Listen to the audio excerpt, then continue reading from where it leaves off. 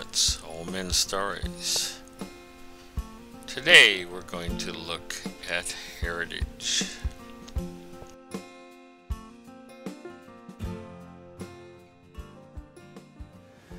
Well, my name is Steve Foster, and I'm on Old Men Stories today.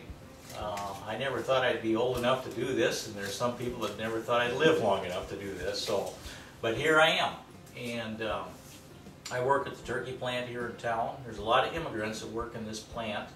A lot of Mexicans, a lot of Bosnians, Somalis, Asians, and they speak all kinds of different languages. And being there, it makes me think of my grandparents, because my grandparents were, 3 of the 4 were immigrants.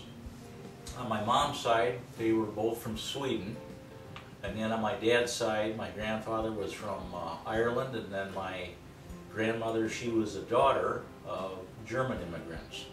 So there were 3 immigrants out of the 4 there for my grandparents.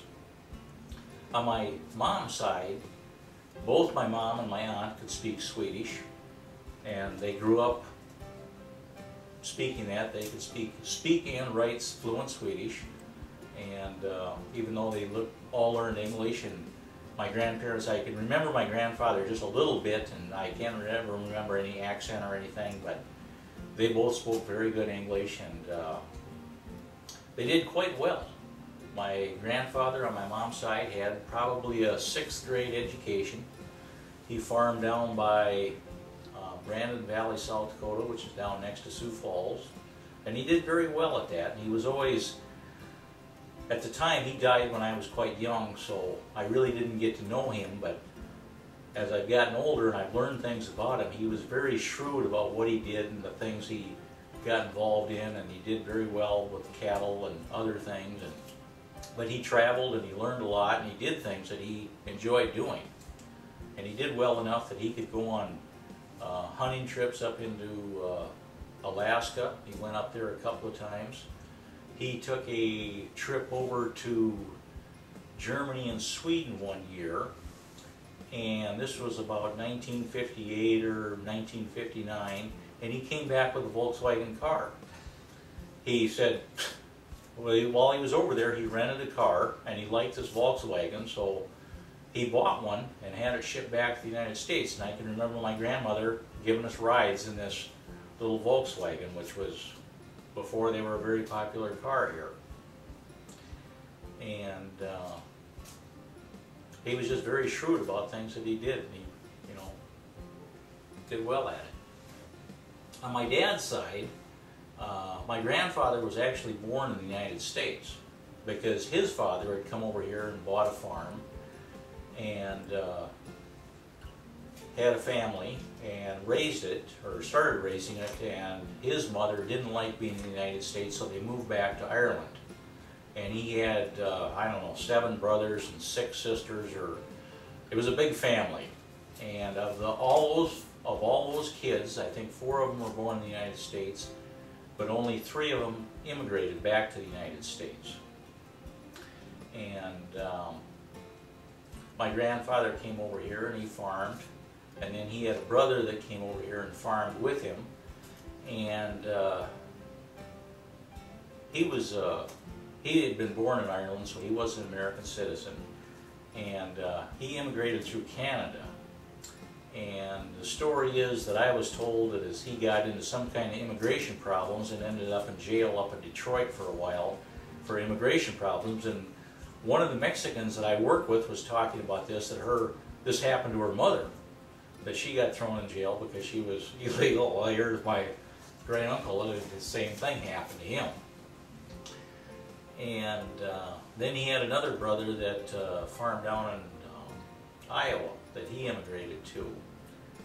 And I mean, they did very well. My grandfather had probably an 8th grade education, and he made sure all 5 of his kids went to college.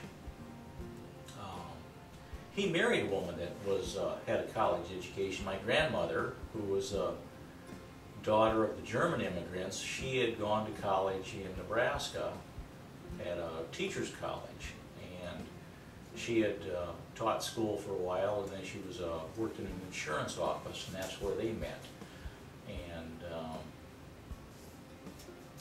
she could speak German. I mean, she was raised in a family that spoke German. She could speak fluent German, and you know, none of that ever came across to me. I can't speak Swedish or German or anything. And in fact, I was probably 21 or 22 years old when I even realized that my grandfather had an Irish accent.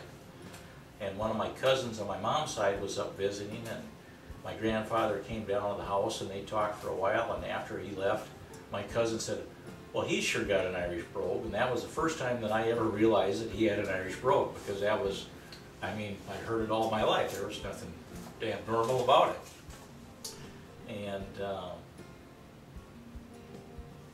he had that all his life. I mean, that didn't change a bit. Where the parents on the grandparents on my mom's side, there was never any accent there that I could ever tell it. Nobody ever commented about it, so I don't think there was any accent there, but maybe, I don't know. Another thing that always surprised me, and I see it in the immigrants that work in the plant, is how hard they're willing to work to get ahead. My grandparents worked extremely hard to get what they had, and I remember being out with my grandfather and my great uncle, and there was some farm equipment that was broken, and there had been a big windstorm before and had blown these windrows of flax all over the field, and so we were out there with forks, taking it apart and feeding it into the combine, and the combine had plugged up, or a rock had gone through it or something like that and was broke, and they didn't miss a beat. I mean, they just stopped and they fixed it, and we worked. It was hard, dirty work, and we did it all afternoon until we were done, and those guys weren't going to quit until we were done. They just extremely hard working, and they pretty determined about it. And I see that in the immigrants that are in the plant too. I mean, a lot of the Mexicans and Bosnians that are in there, the Mexicans, there's a lot of second generation, so there's our first generation Mexicans that are in there, so you see that change from one generation to the next. But you know, a lot of the older ones haven't learned English and probably never will, because they just don't have the ability to learn that.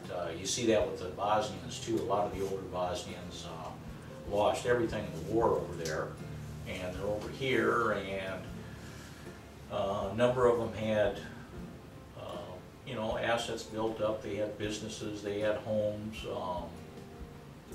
One guy in the plant, I know, he was a supervisor in a window factory, and he lost everything, and now he's over here, and his English is kind of holding him back, but he does a good job. He's there every day, and he works hard at it, and he does other things on the side. I mean, those guys are always helping each other, and they're putting in carpet or doing other things like that in the same way that my grandparents did. So, now at this point I'm kind of running out of things to say. Kind of running out of things to say. Yeah. You moved from South Dakota, right? Yeah. And you lived in South Dakota all your life. You moved up here just to the turkey factory, right? Yep. And you have a degree, right? Right. I figured you were a supervisor over there. What was your degree? Dairy science. Hey, it's just as hard to get dairy science as it is a philosophy degree. Yep. Yeah, you have to go through the same rigors. Interest you did. Yeah. Was that what your parents were? Dairy farmers? No, I actually got a degree in animal science and ag education, and then I went back to college to get a dairy science to get into dairy manufacturing. Why did that fascinate because I knew I could get a good paying job, and I was kind of inclined for that kind of work. So Oh, okay. I understand. Old Man Stories, returning home and knowing a little more about our heritage.